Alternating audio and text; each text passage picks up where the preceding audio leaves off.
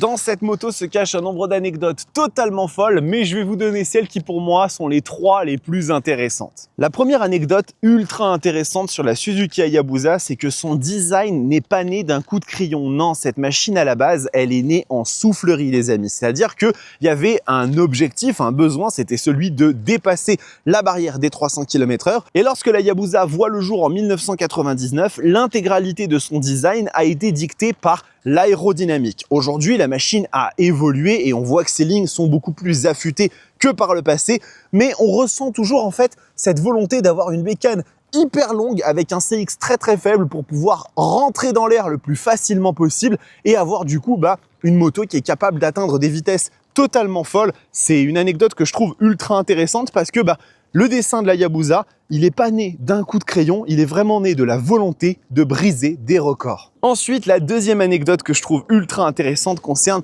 le tableau de bord de cette machine. Regardez, c'est une bécane qui est sortie en 2021 et pourtant on a encore aujourd'hui des aiguilles dessus. Alors bien évidemment, afin de pouvoir quand même s'accommoder de la modernité, la moto a un écran au centre qui va d'ailleurs avoir des informations très intéressantes et la possibilité d'ajuster toutes les assistances, mais on retrouve quand même cette tradition, c'était quelque chose de très délicat à faire pour Suzuki. Il fallait absolument pas mécontenter les fans de cette moto. Et encore aujourd'hui, on retrouve les 4 aiguilles. On a la jauge à essence, les tours minutes, la vitesse et la température moteur. C'est vraiment ultra intéressant de voir que Suzuki ont réussi à marier très habilement à la fois la modernité et la tradition dans cette moto. Et son tableau de bord, ça reste définitivement un des trucs iconiques de la Hayabusa. Bon, finalement, vous vous posez peut-être la question, ça veut dire quoi Hayabusa? Comme le représente d'ailleurs ce symbole japonais qui s'appelle un kanji. Hayabusa, en japonais, ça veut dire faucon pèlerin. Et la raison pour laquelle cette machine s'appelle comme ça, c'est pas anodin du tout. En effet, le faucon pèlerin, c'est un oiseau qui est connu pour pouvoir fondre sur ses proies lorsqu'il les chasse